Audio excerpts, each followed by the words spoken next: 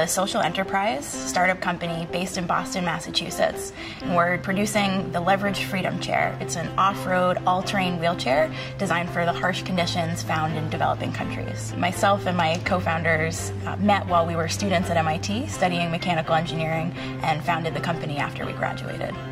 I kind of fell into a project of assessing wheelchair technology for an organization that teaches people how to make wheelchairs in Tanzania. And what struck me during that summer is that the products that were on the market left a large gap, particularly for people who lived in village areas. From the time that we've all spent abroad, we've really gotten to understand the challenges that people are facing. If you're somebody with a disability in a developing country, in addition to the stigma that you're already facing, just getting around is very difficult. There was a need for a totally new type of device that could both go fast and efficiently on rough terrain, but also be small enough to use indoors. And that's what started the Leverage Freedom Chair project. We call it the Freedom Chair because it allows a certain freedom that other technologies don't. That's freedom to get where you want to go. That's freedom to hold a job.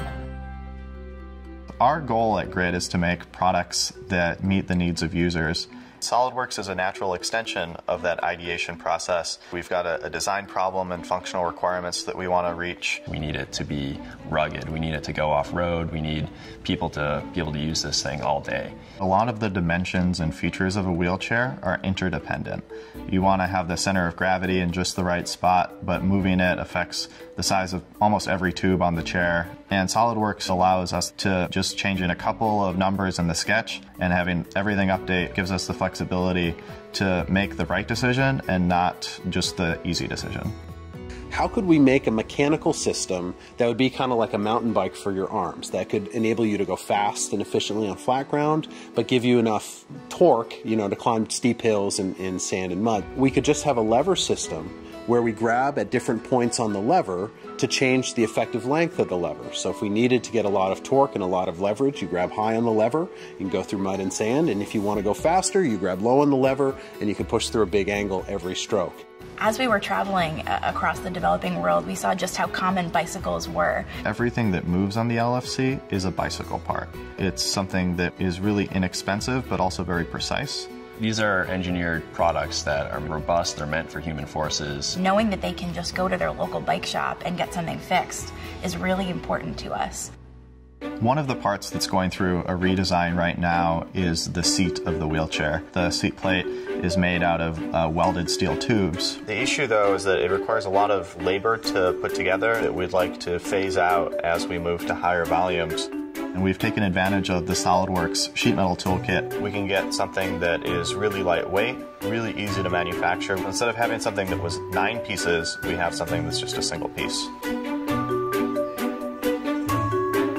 We're going through a new design process now to make a lighter weight, easier to manufacture footplate that we can use in the next generation of wheelchairs. So we've modeled this up to simulate the person transferring all of their weight on one side of the footplate. It's kind of a worst case scenario for us.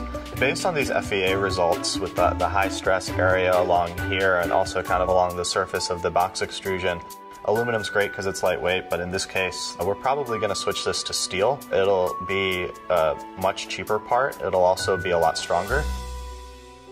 As an engineer, I like making things. I want to impact people.